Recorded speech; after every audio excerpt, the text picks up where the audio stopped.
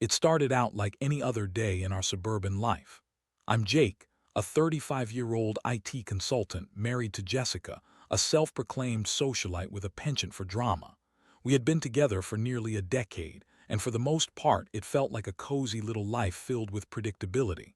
That is, until I noticed the cracks beginning to show. The first signs were subtle. Jessica started spending more time at the gym, which I thought was great good for her health and all. But then came the late nights out with the girls I never met. She'd come home later and later, smelling of cheap perfume and a little too much wine. It wasn't the wine that bothered me, it was the obvious change in her demeanor. She was more aloof, more critical, and quite frankly, more bitchy. I brushed it off for a while, convincing myself it was just a phase, or maybe she was just stressed. Then one evening I was cleaning up in the living room when I stumbled upon her phone. It buzzed with a message from an unknown number, and before I even thought about it, I grabbed it. I know totally a breach of privacy, but at that moment my gut told me something was off. I unlocked it, and there it was, a flirty conversation with someone named Mark. The golf pro from the country club. They talked about that time on the green and how much fun they had that day. My heart sank. I couldn't breathe. The walls felt like they were closing in. I tossed the phone back on the coffee table, pacing the room like a caged animal. I tried to dismiss it as a misunderstanding, but deep down I knew. The signs were there and I had been too naive to see them. I'd heard whispers from friends about her spending time with him and I had laughed them off, assuming it was jealousy or gossip. The following days were a whirlwind of emotions. I would catch myself staring into space, my mind racing through the possibilities. Was this truly happening? Did she really cheat on me? I was angry but also crushed. The woman I had built my life with was betraying me. I decided to confront her. When I finally confronted Jessica, I tried to stay calm. I wanted answers. I needed to know if my suspicions were correct. I chose a quiet evening, the two of us sitting on the couch as I mustered up the courage. "I found some messages on your phone," I said, my voice steady. "What's going on between you and Mark?" Her reaction was instantaneous. The defensive mask slipped on so quickly it felt rehearsed. "Oh, come on, Jake, you're being ridiculous," she snapped. "It's just harmless flirting, you know how it is. I was just joking around." Joking around. My heart raced in disbelief. I pushed, asking for the truth, her demeanor shifting from defensive to aggressive. She accused me of being paranoid, of not trusting her. How could I trust someone who was talking intimately with another man? As the confrontation escalated, she brought up my work hours, my lack of romance, and how lonely she felt. It was classic deflection. Instead of facing her actions, she turned it all around, making me feel like I was at fault for her betrayal. The anger boiled within me, but I held it back, feeling like I was on a roller coaster of emotions, confusion, betrayal, and a deep sadness that felt like it was swallowing me whole. I felt the weight of the world on my shoulders. I had been blindsided, and the worst part, I didn't know what to do next. I could either let this slide or take a stand. I had to figure out my next steps, but at that moment I felt lost. Suddenly, I knew I couldn't just sit back and let this go without a plan. I needed to regain control of my life, my feelings, and my future. The anger began to bubble to the surface, and I realized that if she thought she could treat me this way without consequences, she had another thing coming. In the days that followed our confrontation, I found myself spiraling deeper into a pit of confusion and rage. I didn't want to wallow in self-pity, but it was hard to shake off the betrayal. I felt like a fool, like I had built my life on a house of cards that Jessica had carelessly knocked down. Instead of collapsing into despair, a fire ignited within me. I wanted revenge, not the petty kind, but something that would make a statement. I started by hitting the gym, channeling my anger into something productive. I was never a great golfer, but I knew Jessica loved the game. It was her escape, and Mark was a professional golfer. The irony wasn't lost on me. I began taking lessons, pouring my energy into becoming a better player. Every swing felt like a cathartic release, a way to reclaim what was lost. I imagined the look on her face when she saw me not only play at the country club but play well, better than her. I wanted her to see that I could change, that I could be better. With every lesson, I made friends with the other club members, quickly becoming part of their circle. They were a tight-knit group, often discussing business ventures, high-stakes games, and weekend tournaments. It didn't take long for me to discover that the country club was more than just a place to play golf. It was a hub of influence and wealth. One evening, I overheard a conversation between two members discussing the ownership of the club. The current owner was looking to sell, and the price tag was hefty but not impossible. Something clicked in my mind. If I could buy the country club, I could not only secure my place in that elite circle, but also ensure that Jessica would be forced to see me every time she played. The thought of it filled me with satisfaction. I went home that night and began to strategize. I put together a business plan, researching everything I could about acquiring the club. I started saving aggressively, reallocating funds, and even taking on extra projects at work. I spent countless hours working late at the office, but it felt invigorating. The drive to make this happen was like nothing I had ever experienced. Meanwhile, Jessica continued her charade, oblivious to my newfound ambition. She was still defensive about the whole Mark situation, insisting that I was overreacting. As she went on, I would listen, nodding along, all the while plotting my next move. I played the part of the supportive husband, but behind that facade, my mind was racing with ideas for revenge. As weeks passed, I became a regular at the country club, honing my golf skills and networking with those who could help me in my quest. The other members welcomed me, and I began to build a reputation as an up-and-coming player. I wanted Jessica to see that I wasn't just sitting at home moping. I was rising from the ashes of our crumbling marriage. The more I got to know the club's members, the more I learned about the owner, Mr. Hargrove. He was aging and seemed eager to sell, but he had made it clear he wanted someone who would uphold the club's prestige.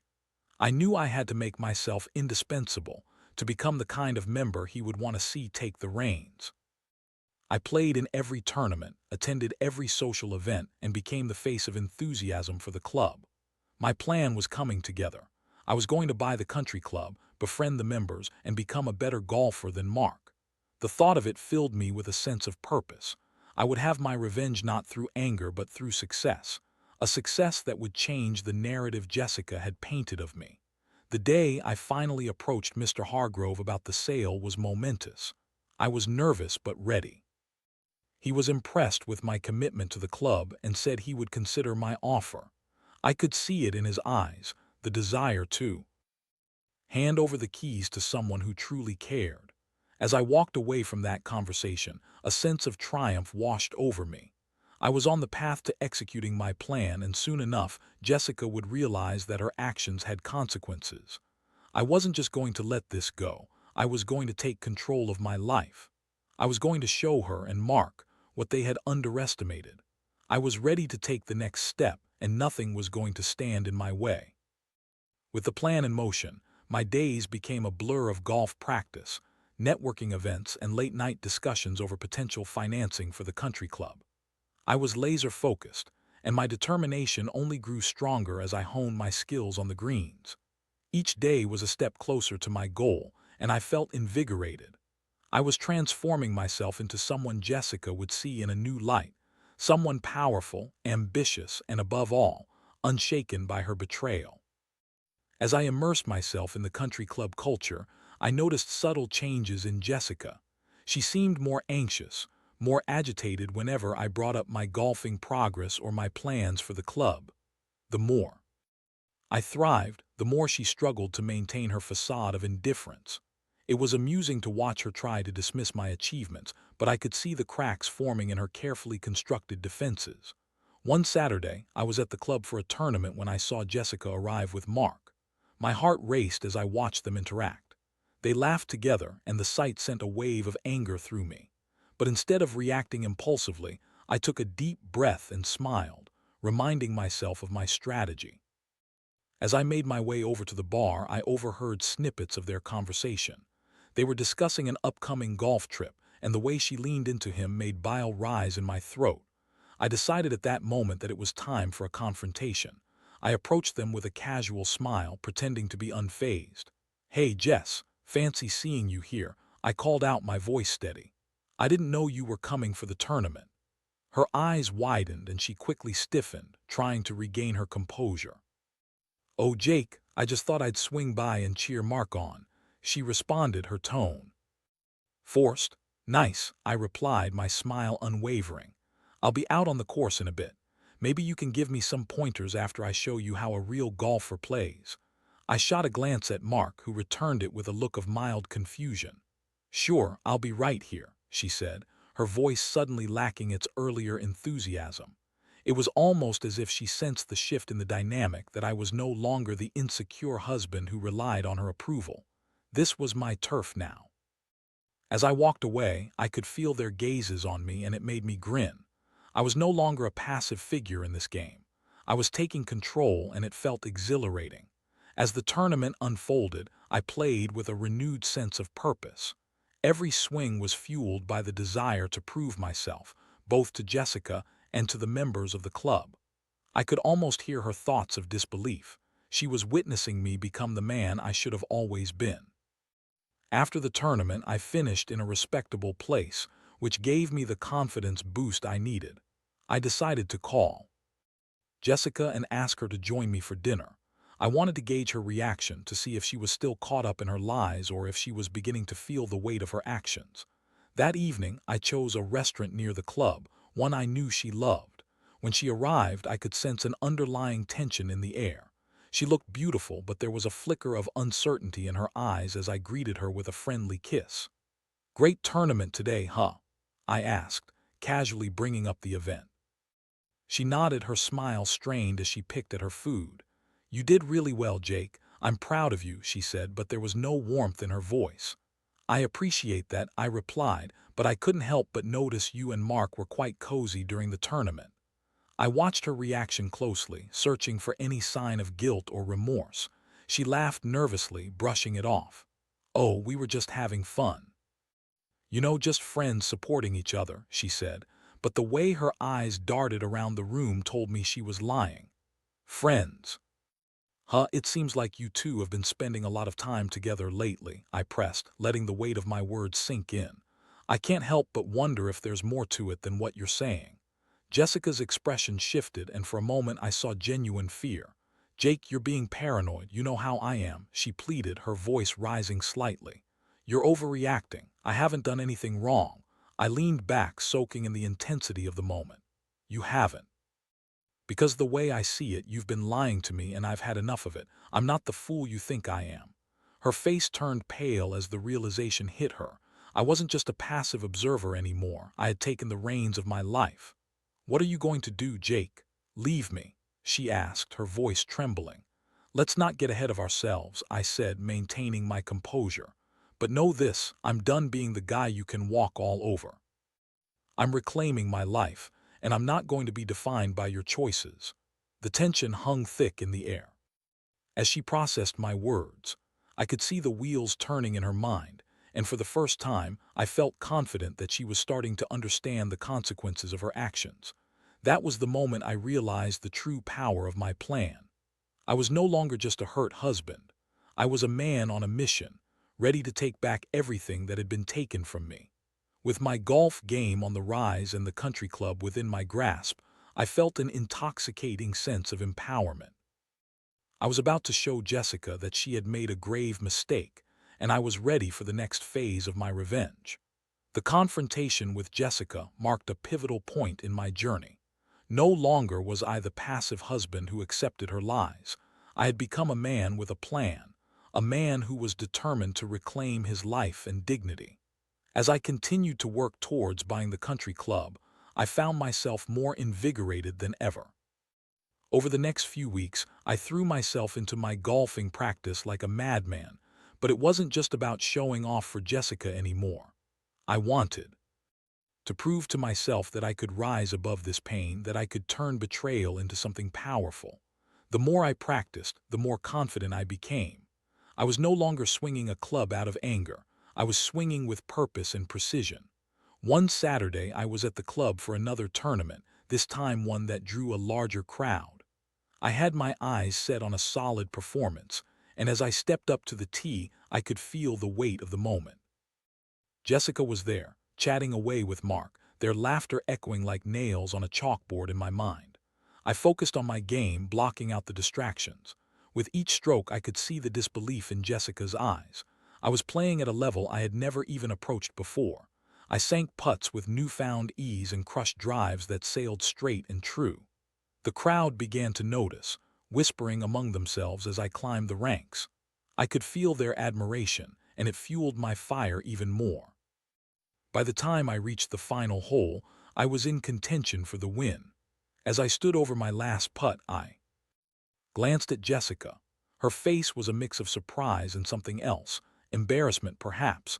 It was a sweet satisfaction to see her realize that I was no longer the man she could manipulate. I sank the putt, sealing my victory with a flourish. The applause from the crowd was deafening, and I felt a rush of adrenaline surge through me. After the tournament, I was surrounded by fellow members congratulating me on my win.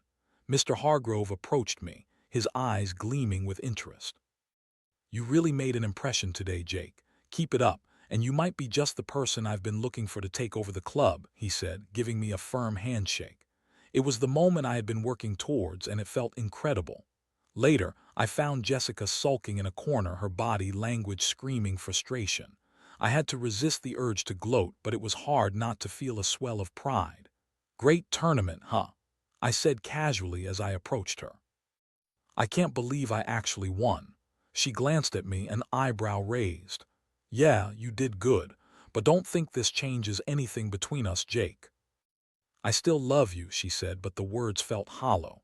"Do you?" I challenged, leaning in closer. "Because if you truly loved me, you wouldn't be with Mark. If you loved me, you wouldn't have lied. You wouldn't have thrown away the trust we built over the years." She opened her mouth to argue back, but I cut her off. "You know what, Jess?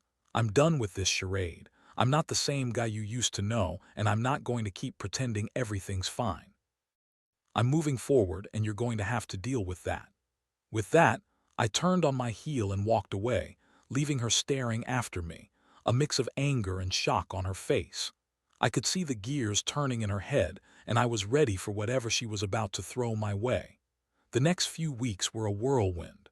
I continued to build my relationship with Mr. Hargrove and the club members, ensuring they saw me as a valuable asset. I spent hours discussing potential renovations and improvements for the club, laying the groundwork for my proposal. It was becoming clearer that I was not just trying to get back at Jessica. I was forging a new identity for myself, one that was no longer tied to her actions. One evening, out of the blue, Jessica requested to talk. I agreed, curious about what she had to say.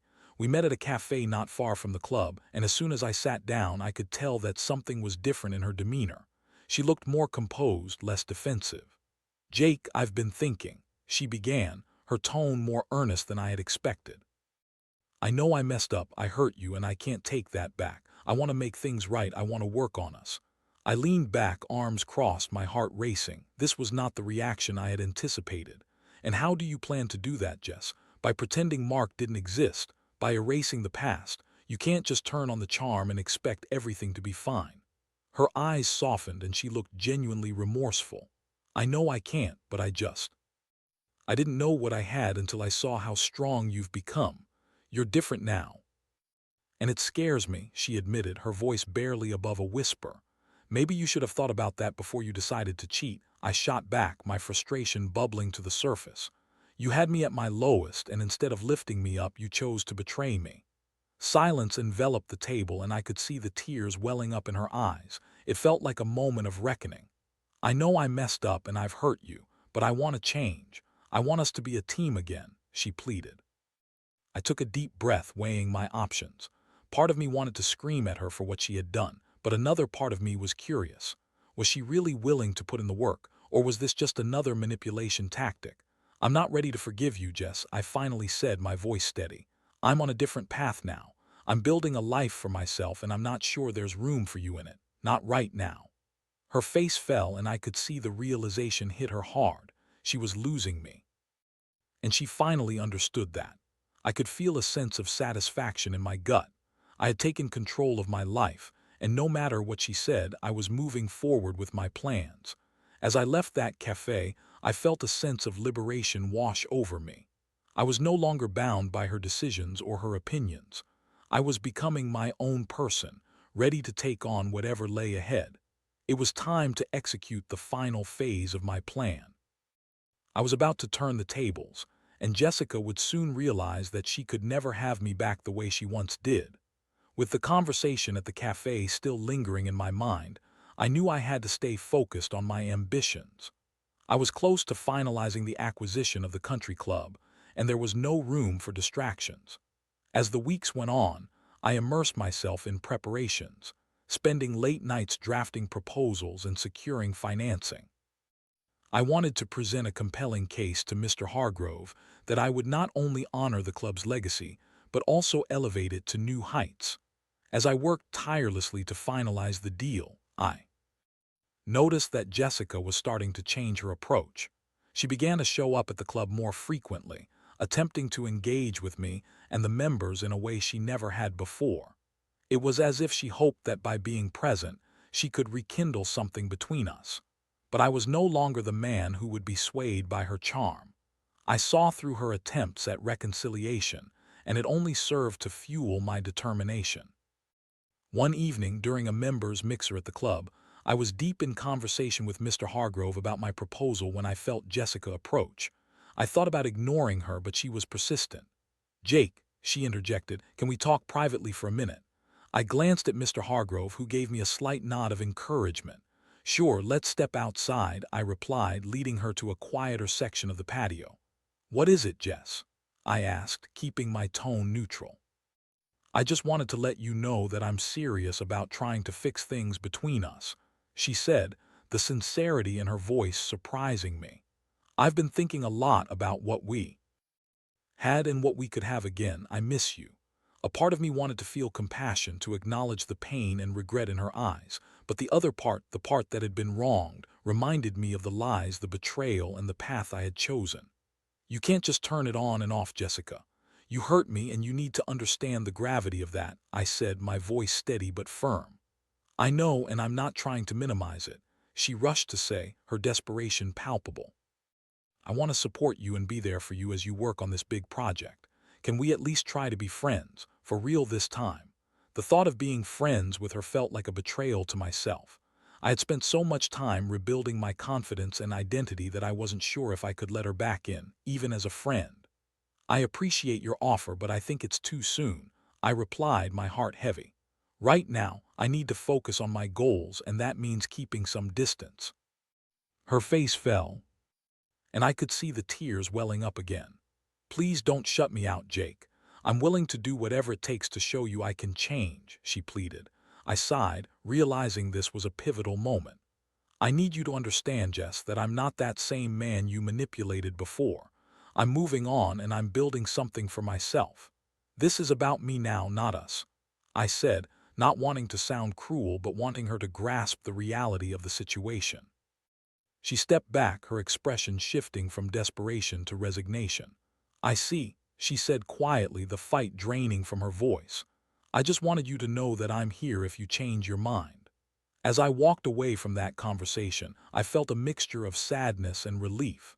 I had made my stance clear, and while it pained me to see her hurting, I couldn't allow myself to be pulled back into that toxic cycle. I had come too far. As the days passed, I continued to push forward with my plans for the country club. I spent late nights drafting my proposal and rehearsing my pitch to Mr. Hargrove. I made sure to highlight the changes I wanted to implement, from modernizing the facilities to expanding membership and improving the overall experience. I wanted to paint a picture of a vibrant future that would not only attract new members, but also honor the club's rich history. Finally, the day came when I would present my proposal to Mr. Hargrove. I arrived at the club early, my heart racing with a mixture of excitement and anxiety. This was the moment that could change everything for me. I envisioned what it would be like to be the owner, to walk the halls knowing I had taken control of my destiny. As I stood in front of Mr. Hargrove in his office, I could see he was intrigued. I presented my plan with passion and conviction, detailing my vision for the club's future. I could feel the energy in the room shift as I spoke, and I sensed that he was beginning to see me as a viable candidate. After I finished my presentation, there was a moment of silence as Mr. Hargrove processed everything. "You've clearly put a lot of thought into this, Jake," he said finally. "I can see your passion for the club. It's refreshing to hear someone with such a clear vision." "Thank you, sir. I believe I can bring a unique perspective to the club. I want it to thrive," I replied, holding my breath in anticipation. He leaned back in his chair, contemplating for a moment. "I'll be honest, I've been looking for someone like you to take over. This place means a lot to me, and I want to ensure it goes to someone who truly cares. If you can secure the financing, we can move forward with the deal." I could hardly contain my excitement as I nodded. "Absolutely. I'll get to work on that right away." We shook hands, and I left his office on cloud nine. I had done it. I was one step closer to owning the country club, and I could already envision the look on Jessica's face when she realized the depth of my transformation. It was time to execute the final phase of my revenge, and I was ready to show her that I was no longer the man she had betrayed. I was a force to be reckoned with, and soon enough I would prove it. With the deal for the country club nearly in my grasp, the thrill of my success was electrifying. I could hardly believe how far I had come in such a short time. The transformation from the hurt husband to the empowered man had ignited a fire within me that I never knew existed. I was ready to bring my vision to life, and soon enough, Jessica would see the reality of her choices. As I worked to finalize the financing, I also began to plan a grand reopening event at the country club. It would be the perfect opportunity to showcase what I had in store for the club and to officially mark my arrival as its new owner. I envisioned an elegant gala, filled with members, families, and friends, all celebrating the renewed spirit of the club. But deep down, this event would serve another purpose, a chance to show Jessica what she had lost. In the weeks leading up to the event, I poured every ounce of energy into the preparations. I wanted everything to be perfect, from the decor to the food to the entertainment. I enlisted the help of the club staff who were eager to embrace the changes I was proposing. They believed in my vision, and their enthusiasm fueled my determination even further. Finally, the night of the gala arrived. I wore a tailored suit and greeted guests as they arrived, my heart racing with excitement. The atmosphere was electric, filled with laughter, clinking glasses, and the distant sound of live music. I watched as members mingled, enjoying the rejuvenated ambience of the club. It was everything I had dreamed of. I spotted Jessica as she entered with Mark, her expression revealing a mixture of surprise and apprehension. She looked stunning, but I couldn't help but notice the way her eyes darted around the room, taking in the changes. She had never seen me like this, confident, empowered, and in control. "Jake," she called, making her way toward me. "I didn't expect to see you here. This place looks incredible." I offered her a polite smile, knowing full well the weight of my transformation. "Thanks, Jess. I've been working hard on it. I wanted to create a space that everyone could enjoy." Her gaze flickered, and for a moment I saw the recognition of what she had lost. "I see that," she said softly, her voice tinged with a hint of regret. "Are you enjoying the gala?" I asked, my tone casual but intentional. I wanted her to feel the impact of my words. "It's great, really," she replied, trying to maintain her composure.